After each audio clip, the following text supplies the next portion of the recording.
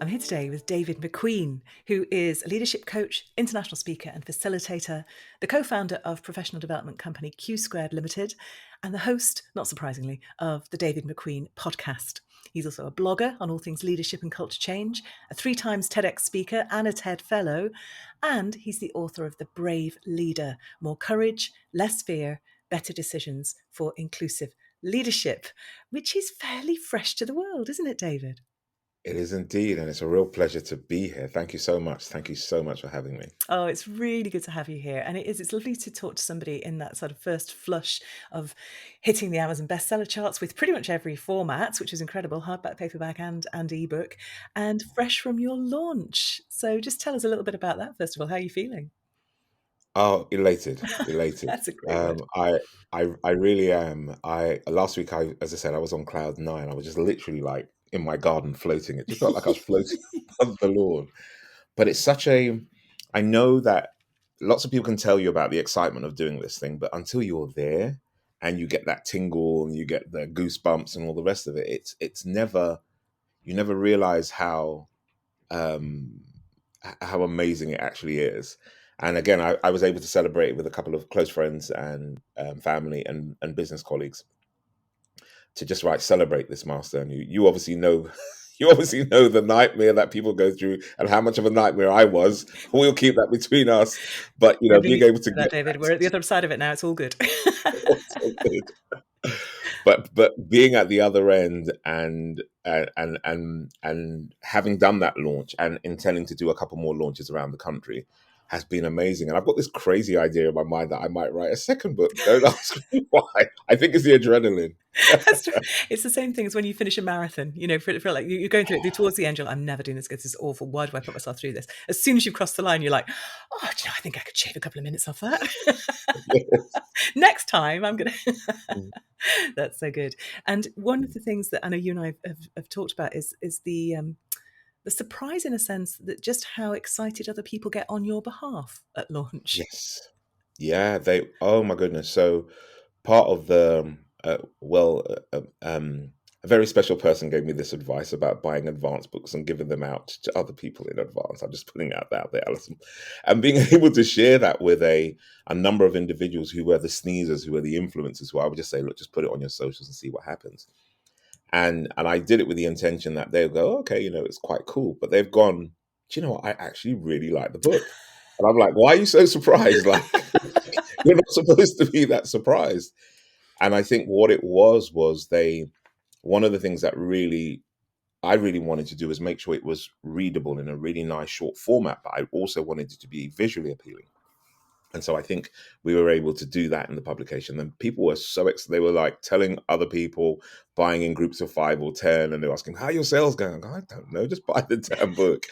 But it was really nice to see individuals who are close within my network who I knew, and then people further afield who I didn't know, who connected with me through social Yeah. and obviously had picked up the buzz around it.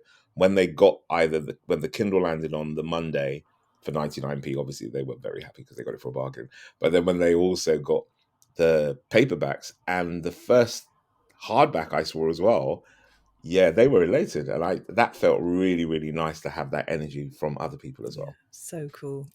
We have to talk about brave leadership as well, because you and I could geek out about launch and how wonderful it all is. Yes. But people are going, tell me, what is brave leadership and why does it matter? Okay. So can I go back slightly? So just so that everybody knows, so the book is called The Brave Leader: More Courage, Less Fear, Brave Decisions for Inclusive Leadership. And I know that was not my original subline. So let's just keep that just keep that honest. Mine was a bit more rash. But going back, people are like, I really love that introduction in the book because it kind of sets you up. And the idea is, and I think, we were able to collaborate and do this really well, was to set people up as to what was actually coming. And it was about being a lot more courageous about decisions that people have to make. And so because it said what it says on the tin, then people go in and then it's broken down. Subtitles are so important. So important. And so for me, it made it a lot easier to be able to explain to individuals that very often when you hear about inclusive leadership, it tends to just focus on the, however we frame it, DEI or JEDI or the variations of that. And I wanted to step outside of that because that tends to focus just on talent. I wanted to focus on how do we make sure wherever you are as a leader, that when you are making decisions and when you are understanding context and when you're understanding the sense of the world that you're around that will make those decisions, that you try to be as considerate as possible of all the stakeholders who are affected by that decision. So not only would it be with the hiring, the promotion, and the firing of talent, but it would also extend to things like product design and customer service, developing a board, marketing, sales, all those other functions that exist in a business where sometimes people forget that you have to be ethical or that you have to be bold about those decisions. I wanted it to be something that people could see, and I the play on the word brave was around not only the traditional sense of it, but being able to create an acronym so that people could actually think about how they could remember that as well. Oh, you're going to have to give us the acronym, of course. Oh yes, okay. See my setup there. So the acronym brave is bold, B is bold, R is resilient, A is agile, V is visionary, and E is ethical. And with those five, I wanted individuals to not necessarily go in every decision, am I bold? Am I resilient? I didn't want them to do that, but I wanted that to be the kind of framework when they're being quite courageous. Mm.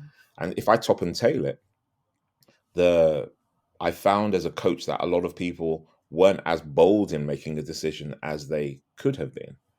And the last one, E ethical, there were so many decisions that people made and they hadn't considered the Mm. ethics. They and making that very clear as that last pillar before you go and make your decision. Is it ethical? What's the effect it's going to have? The feedback I've got from a lot of people was, oh, I never really thought Yeah. about that. I And remember so when my we, idea is I want you to think about it. yeah, and when we first talked about that, I remember thinking that's the missing piece, isn't it? Because we're so pragmatic as business owners, and we are sort of so we we want to do the right thing, but we don't necessarily Yes. make that a pillar of our decision making. Yeah. Yeah. Yeah. And so yeah, that knowing that people have picked that up and caught that straight away, then yeah, I'm very happy about that. Yeah, and that's the power of the mnemonic, isn't it? That acronym allows Mhm. people to instantly recall the dimensions of what that looks like. And the other thing that really struck me when we were talking initially, however many months, years ago that was that call to people who don't have these conversations, not because they don't realize it's important, but because they're terrified of saying the wrong thing. And I Yes. love the way that you address that in the book as well, because I think that's a sort of a dirty little secret of leadership is that we're not being as inclusive as we want to be because we're terrified of alienating somebody or Mm. saying the wrong thing or feeling that our privilege somehow excludes us Yes. from making any meaningful contribution. Yeah, 100%. So as you know, when we first started having this conversation, a lot of the background to this was inspired by major events that happened like Me Too and Black Lives Matter, and and things that really shone the spotlight on inequity in the workplace.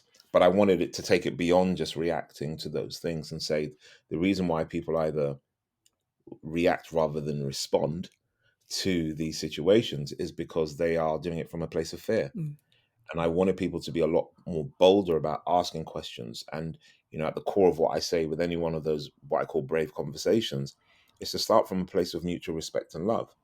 And once you do that, it tends to turn down the volume on being really afraid of how people may perceive you, or how saying the wrong thing may get you cancelled or kind of put in a box. And look, there will always be individuals who react to things in a way that are outside of your control.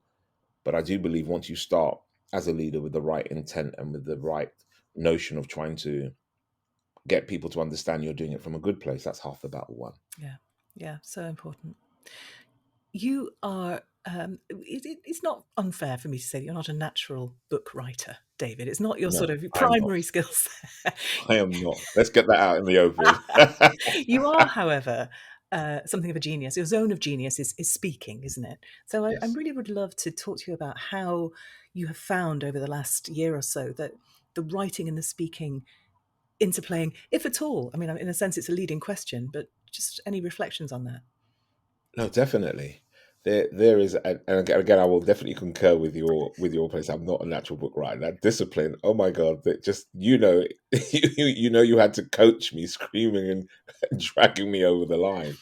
And the funny thing is, I'm really comfortable in writing short pieces. Yeah. I'm really comfortable in being able to do that stuff. But writing the long form and having to join that all up was, I feel a lot better, to be honest with you, at the end of this journey, because I understand what that process looks like now. Which is why you have to But do for my another own one, self, I actually. knew I wasn't as right. I knew I wasn't brave enough to basically do that. And I'm, Alison, I'm giving up. Like, come on, give me 6 months. No, David, we have a deadline. But being able to, what it made me do is it actually sharpened my speaking as well. So what it made me realize was so much of what I wanted to put in the book is how I talk in public. But one of the things I remember in writing is that, the importance of footnotes, the importance of references to other Yeah. sources. Like, I do this stuff and I'm like, I said that, I get this little note back. Okay, where did this come from? What's the resource? And I'm thinking, no, I just got it off the internet. Like, no, let's find out exactly where this resource was Yeah. from. Publishers are And so terrible what for it's made that, me aren't do they? it's oh my goodness. But it's fascinating. Yeah. And I actually really understood, like I've always like been reluctant to academic tomes and what have you, and why are there so many notes at the bottom?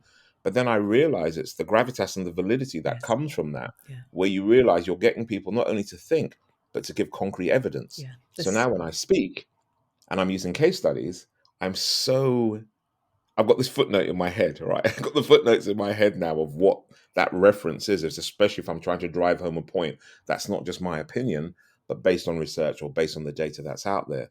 So there's a lovely balance between the two, and the extension of the book tour is that I want to go and travel not only in the UK, but I want to do some stuff in North America and do some stuff in Africa and possibly Asia as well. And what I want to do is use it as a privilege to do some keynotes, Mm. and the keynotes will definitely pull from the book, but pull down some real strong examples of why this is not just my opinion, but this is a conversation that has been happening for a while, and how do we do it a lot braver? So yeah, writing it has definitely made me go, right, if I need to have more credibility as a speaker, I need to be able to go, okay, how do I back this up and what's my evidence? And that word that you use, gravitas, it's a really interesting word. Donald Miller Mm. talks about the guide having, in the sort of the hero's journey, having two qualities of empathy and authority. And Yes. the empathy piece, I think, is relatively easy when you're on stage. There you are. You're in front of people. You're telling your story. It's very immediate and experiential. But the Mm.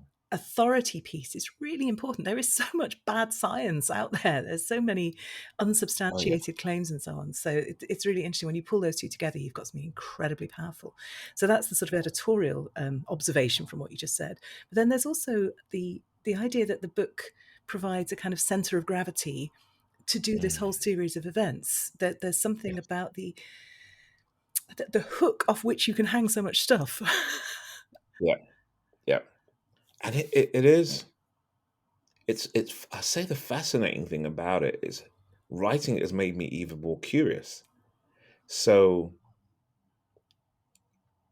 there was a point, as you will, may well remember, where I wanted to put a lot more into the book, but I held back because I wanted it to be more precise, but it to be more of a jump off point, like how when I'm coaching, it asks more questions. It gets individuals to ask more questions about what they were doing.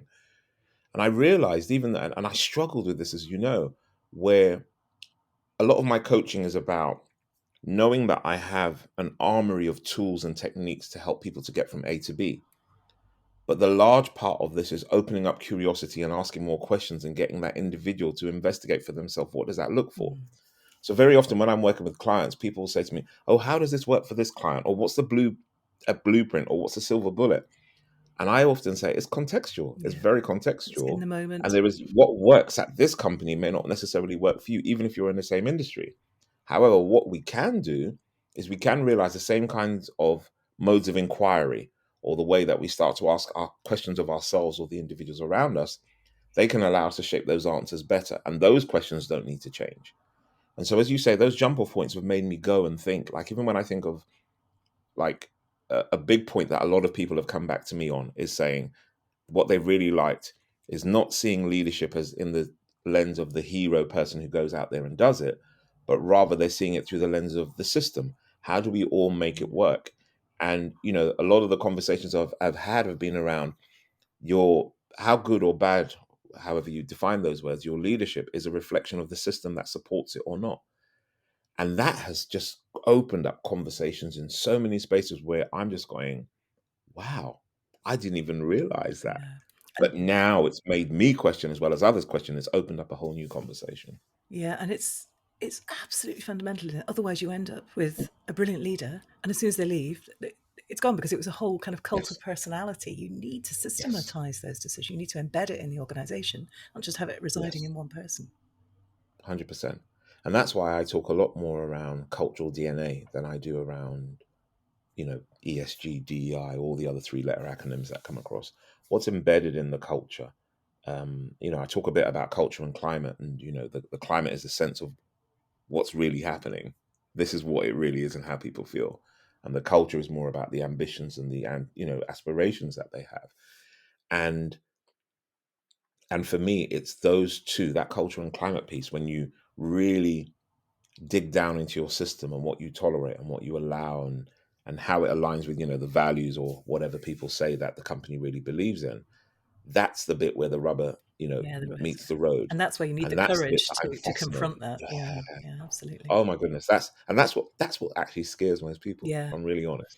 That's what, because you can say one thing, but having to deliver it, absolutely different story altogether. And it's that sort of next level of leadership as well, where you're dealing with the stuff that isn't actually broken. This isn't stuff Mm. that's visibly harming your bottom line. This is stuff that you feel like you're opening the lid on a can of worms that you could quite easily just ignore. Yeah.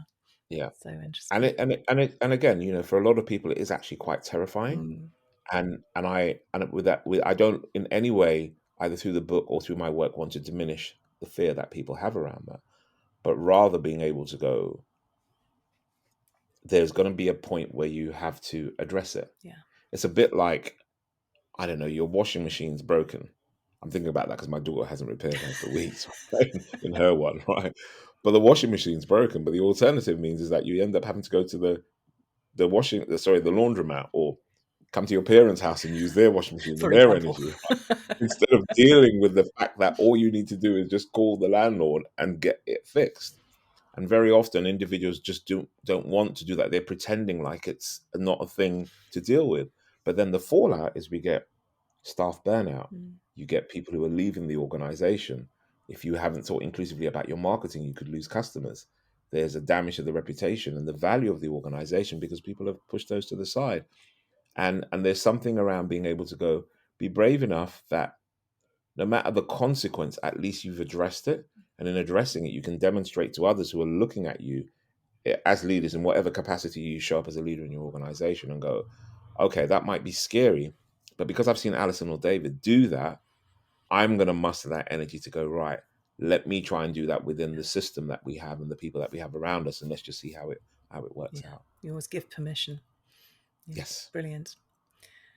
I want to talk to you about writing as well. Stay with Yes. me, don't go anywhere. Having come out the other side and thinking, oh, that was Mhm. actually quite good. What's your Mhm. best tip for a first time writer? Because there will be people listening who found it as awful as you did. Yes. I think the is always listen to the editors and publishers. Just do That's what I'm going to say straight away. First and foremost, It's a I'm just going to great tip my answer, hat and David. say that's the first one, because there is this. It's a bit like entrepreneurship, isn't it? And so many other things. People see the shiny side of it, and the shiny side is, right, I'm here. People will be like, "Oh, Dave, it's great. You've done a book. That must be fantastic. What advice do you give?" And I'm like, "Don't write a book. Don't write a book. But if you are going to do it, recognize that first, second, maybe third draft will just be stuff that you just spew out. And the beautiful part of it, which is also the hardest and the most painful part, is the editing, and recognizing that in order to be concise, in order to be able to get a message out to the world, which, and I think this is the most powerful bit that I learned, which will live longer than you do. All right, knowing that you put a book out into the world which will be around longer than you do, you might as well put in the effort to get it right. and and one of the, I'm gonna this might be a bit controversial, but I'm going to say one of the things I recognized is it made me realize I would not have been the same had I gone down the self-publishing route, because I don't think I would have had that critical ear. I don't think I would have had those individuals who would have understood what is it that makes these things sell or attracts individuals, whether it's the titles or the subtitles. If I'd gone to my own subtitle, I'd be somewhere in the corner of the internet with people swearing all over the place, but not getting as much reach. But I think it's I was fortunate enough that I was part of a group. We get up every morning at 7 o'clock and I just write. And my biggest pull thing was that I was just too self-critical. And you had to keep on reminding me, just write the stuff, Yeah. Dave, just get it out. And I kept on being too self-critical. And then I realized, leave the criticism to the editors. Just Right. write. We've got you. Just absolutely just write. And you say, Just churn it all out, that and don't get too emotionally attached to those words. Just write it, write it, write it. And the editors will come along, and when they look at it, they will tell you and they will ask you questions. Like, some of the questions came back like, what do you mean by this? What is this phrasing? And in my head, I'm like, everybody knows what that means. And then I look at it and I go, well, actually, they don't. And so I'd say write, but leave the critique to the editorial team, who will then give you the pointer as to where it could actually go. Yeah, and a couple of the first draft stuff, which you say is the first draft, second draft, probably going to be quite rubbish. But unless you do those, you can't get to the final Yes. draft. You can't get to Yeah. the edited, polished final manuscript. Yes. So I think that holding back on self critique, if Hmm. you can't manage that, you will never get to the stage where you've got something good, because you have to go through the bad stuff to get there. Yes. And the other thing is, 100%. when I was thinking, when people were quite surprised at how good your book was, I think it's because they've been handed some really pretty awful books that haven't gone through that stage. And there is it's quite difficult, isn't it, to sift through Yeah. the dross for the good stuff these days. And it is. I mean, I've got a couple of self-published books in my library, and I went back and I looked at them, and whilst I'm happy for the individuals who were able to muster up that discipline to go and write it, I look at simple things like the typeset, the simple things like having stories, and they were, in a grade box, and the header and the columns and the font that they were using. I was like, this doesn't it doesn't read like a sometimes you can get a book which is around personal development, and it reads like a novel, in that there's no breakup, and you realize a lot of people don't get past a certain chapter because it just looks really mundane. And I'm getting people emailing me going, "Oh, I really love what you wrote in the chapter about self-leadership. And when I was reading this bit on systemic and when I was reading this," and I was like, "You got past chapter one?" Like, you actually got past it? To to know that they went in there and they were like, and they'd say, "Yeah, you know the bit." And I love the fact that when in chapter 6 you referred back to the bit that you were spoken to about earlier. And I'm like, "Oh my goodness, that is a testimony to the partnership of it, the cross reference of the editorial and the way that it was all designed." And so I walked away from there going, look, whether I get a ghostwriter or even put myself through that pain again, the truth is that now I know, and now I've been through the process. Like, I'll tell you, I'll give you a whisper offline. I actually know what my second book is. I know I want to write about, but I'll whisper to you that offline off the podcast. But looking Sorry, at that listeners. in my head, I've already got a map of what that would look like. I'm absolutely, because I've gone through this process and gone, this was painful, and it had to be painful. And because nothing worth doing is ever going to be easy. And again, it's like people who come to me, I mean, I don't do as much coaching on it as before, but when people come to me, especially senior executives, and they're like, David, I've got a high stakes presentation to do, and I think I'm going to just fall over and get it all wrong. I take them through this process, and they're absolutely terrified. But I'm like, yeah, you've got to do the work, and you've got to do the practice. If you're going to go and do a keynote for an hour, you probably need about 15 more hours of practice to get it in, to get it right. And no matter how painful it is, when you get up there and you deliver that presentation, and then people see the polished result, the hard work that's gone into it. And likewise with the writing, I realized it is another job.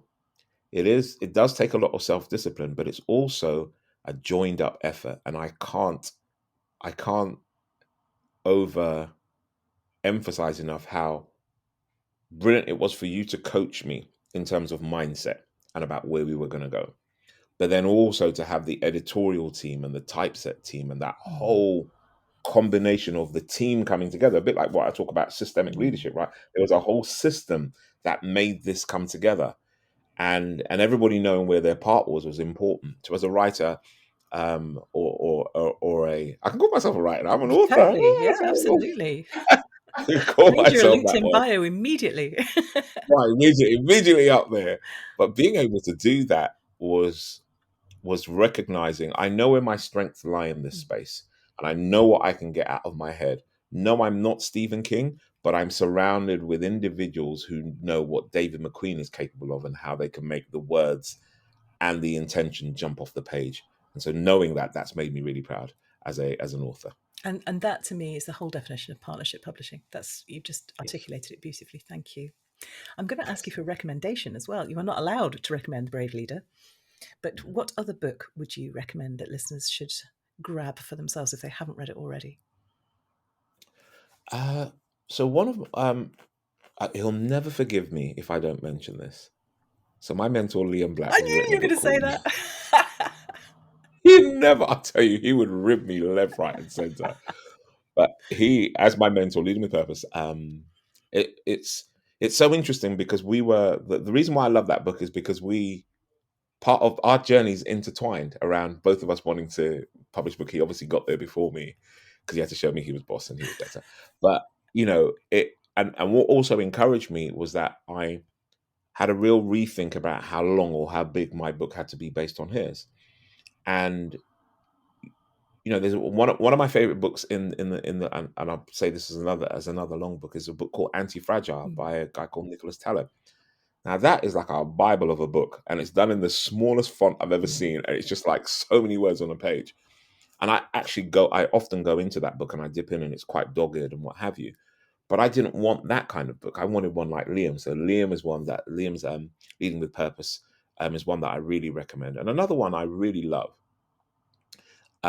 is called Power Questions.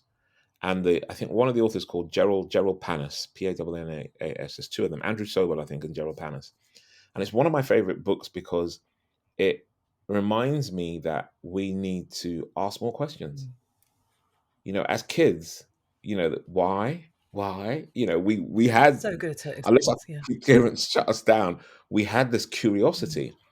And people often say to me, Dave, you've got such a young energy about you, even though you already got some. And I said, because I'm just curious. I just love loads of questions.